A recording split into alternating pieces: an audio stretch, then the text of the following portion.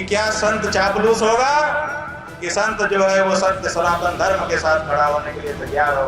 यही योगी जिसको आप लोग साधु संत कहते हो, हम तो हुमायूं का बेटा अकबर कहते हैं, हम तो औरंगजेब कहते हैं। 150 से ज्यादा मंदिर तोड़ दिए गए, एक शब्द नहीं निकला इसके मुंह से।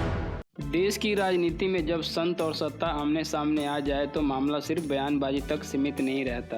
एक तरफ है ज्योतिषपीठ के शंकराचार्य अभिमुक्तेश्वरानंद सरस्वती और दूसरी तरफ उत्तर प्रदेश के मुख्यमंत्री योगी आदित्यनाथ। सवाल यह है कि ऐसा क्या हुआ कि एक शंकराचार्य को योगी सरकार के खिलाफ खुलकर मोर्चा खोलना पड़ा।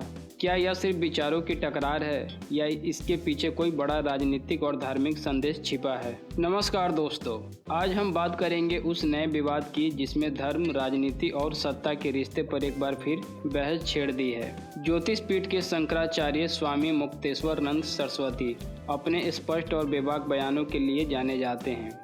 वहीं दूसरी ओर उत्तर प्रदेश के मुख्यमंत्री योगी आदित्यनाथ हिंदुत्व की राजनीति के सबसे प्रभावशाली चेहरों में से एक माने जाते हैं। हाल के महीनों में शंकराचार्य अभिमुक्तेश्वरानंद के कई बयान सीधे तौर पर योगी सरकार और उसकी नीतियों पर सवाल खड़े करते नजर आए। इन्हीं बयानों से एक नया विवाद जन्म ले चुका है। तो आइए समझते हैं यह विवाद शुरू कैसे हुआ, शंकराचार्य योगी के पीछे क्यों पड़ गए हैं और इसका असर राजनीति और समाज पर क्या पड़ेगा। इस पूरे विवाद की जड़ें धर्म और शासन की भूमिका को लेकर अलग अलग सोच में छिपी है। शंकराचार्य अभिमुक्तेश्वरानंद ने कई मंचों से यह कहा है कि राज्य सत्ता को धर्म का दिखावा नहीं बल्कि धर्म की रक्षा करनी चाहिए। उनका आरोप है कि उत्तर प्रदेश में धर्म को राजनीतिक लाभ के लिए इस्तेमाल किया जा रहा है। विशेष रूप से उन्होंने सवाल उठाए हैं कि गौ हत्या रोकने के नाम पर कानून व्यवस्था की स्थिति, संतों और मठों की वास्तविकता समस्याओं की अनदेखी, धार्मिक प्रतीकों का राजनीतिक प्रचार में प्रयोग। शंकराचार्य का कहना है कि अगर सरकार सच में धर्म की पक्षधर है तो गौ हत्या आज भी क्यों हो रही है, और अगर हो रही है तो जिम्मेदारी किसकी है। यहीं से योगी सरकार पर सीधा निशाना साधा गया। शंकराचार्य अभिमुक्तेश्वरानंद के बयान सिर्फ आलोचना नहीं बल्कि सिस्टम पर सवाल है। उनका मानना है कि योगी सरकार ने धर्म को राजनीतिक हथियार बना लिया है।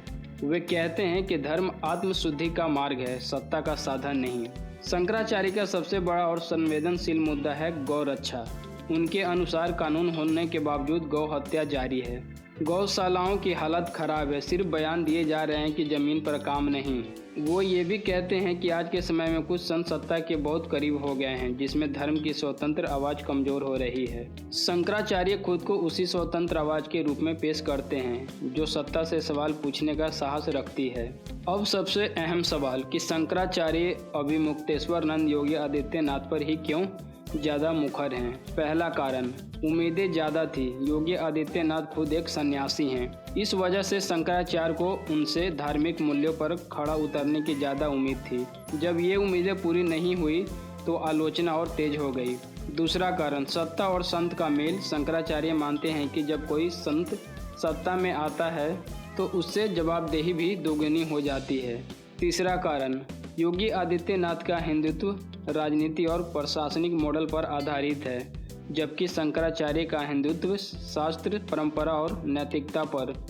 यही औपचारिक टकराव इस विवाद को और गहरा करता है। तो दोस्तों, शंकराचार्य अभिमुक्तेश्वरानंद और योगी आदित्यनाथ के बीच यह विवाद सिर्फ दो व्यक्तियों का टकराव नहीं है। यह टकराव है धर्म और राजनीति की सीमाओं का, सत्ता और संत की जिम्मेदारियों का और हिंदुत्व की दो अलग अलग व्याख्याओं का। एक तरफ है सरकार जो विकास और प्रशासन की बात करती है, दूसरी तरफ एक शंकराचार्य हैं जो धर्म की आत्मा बचाने का दावा करते हैं। अब फैसला जनता को करना है कि धर्म सत्ता के साथ चले या सत्ता धर्म के मर्यादा में रहे।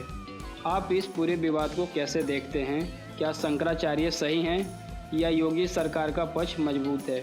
अपनी राय कमेंट में ज़रूर बताइए। अगर आपको यह वीडियो पसंद आई हो तो लाइक करें, शेयर करें और चैनल को सब्सक्राइब करना ना भूलें। मिलते हैं अगले वीडियो में, तब तक के लिए धन्यवाद।